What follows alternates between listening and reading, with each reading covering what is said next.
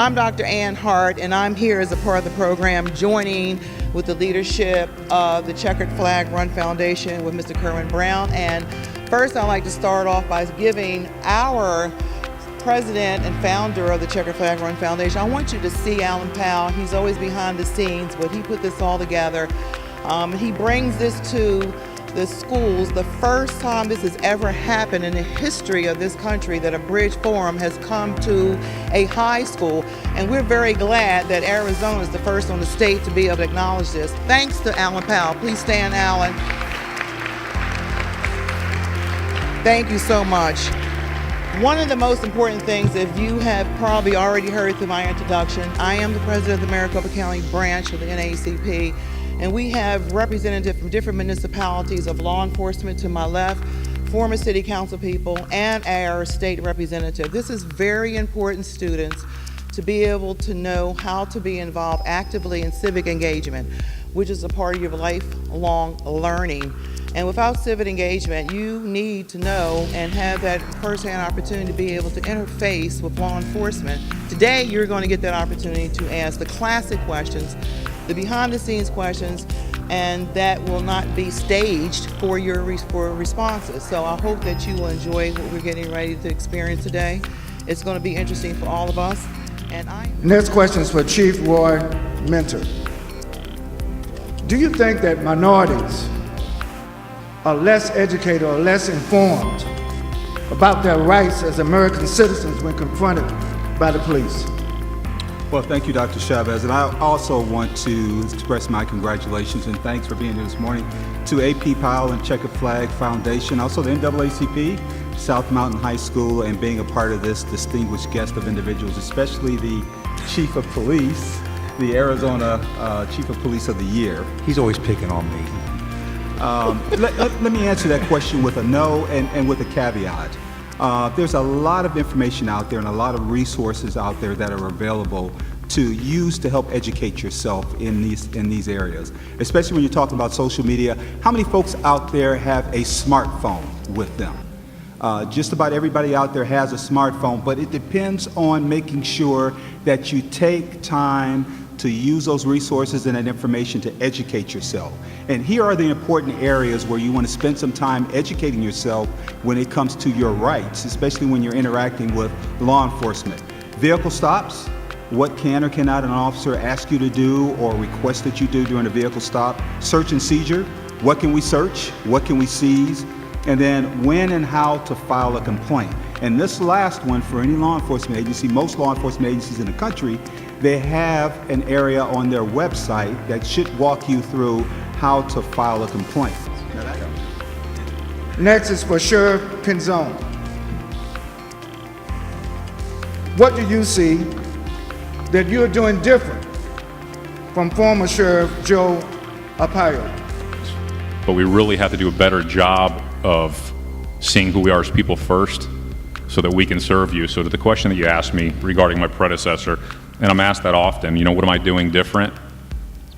I'm just doing what all these other men and women at the table have committed to, and that is to ensure that those of us who have this privilege of authority are not irresponsible in employing it. That we understand you have given us this privilege and it's our job to serve you, but it's our job to ensure that we're as law-abiding as we are law enforcing. So that as we go about our business, I will be intolerant of things that occurred in the past, such as racial profiling, or workplace raids, or biased treatment, or the things that everyone is aware of. But that should not be unique. It should be the common practice, and in most law enforcement agencies it is. Participating in this bridge forum is one of the most important things that I can do as sheriff. Connecting with the young men and women in our community, the high school young men and women, who are the next generation of leaders, but those most active in our society and our community. We have to restore the relationship between law enforcement and those that we serve, and it starts here.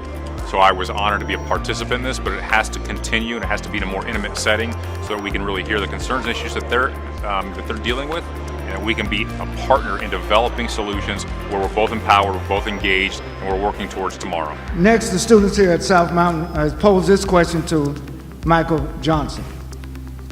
What is your political stance on marijuana being legalized federally? The answer to your question is that definitely I am not supportive of politically legalizing marijuana, not on a federal level or state level. I am not opposed to medical marijuana, and I say that because marijuana has been very destructive to young people. Some of you may have had family members, but there's so many kids at a young age where parents are calling saying that my kid is smoking marijuana, I can't get them to get up to go to school, they won't go to work, they won't do something. It has been very destructive to their family and to their household. Not only is that being destructive, but what I find as a retired police officer working the homicide and robbery details, that so many young people wind up in trouble smoking marijuana and doing a robbery, getting involved in a homicide, and wind up going to prison. All because when you really sit down and ask them why, the first thing comes out of their mouth is, I was high. We were smoking weed, we had been doing some things, and I was high. Well, that high has cost many of them a good portion of their lives. I now sit on the Arizona Board of Executive Clemency, which is your pardon and parole board.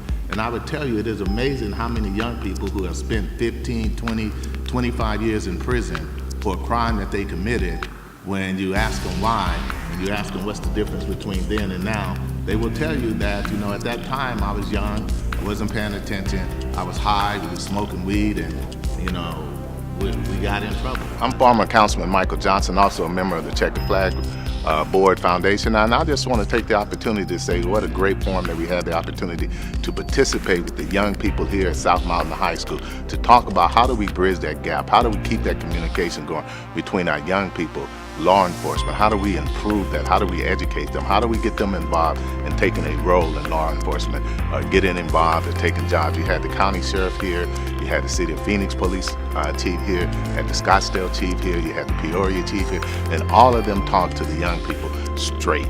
Not only did they talk to them straight, they also talked to them about job opportunities, having the opportunity to work for a career in law enforcement. And also they gave some of their personal views on how they became involved in law enforcement and how they as young people came up and grew up. That's what we need when we talk about bridging the gap. It's about communication, understanding, and teamwork. Teamwork is what we had here today, and we're moving forward with the Bridge program as we continue to do with the Checkered Flag Run Foundation. Dr. Benjamin F. Chavis Jr., I'm here with the Bridge Forum in Phoenix, Arizona. It's been a great discussion of how to improve community police relations. I was so enthusiastic to hear all these great questions from the student body of South Mountain High School. I think we all learned something today, and that is respect is a two-way street. We have to respect the police, and the police have to respect us. And I think Phoenix now, with this forum, is leading the way for the rest of America to improve police-community relations.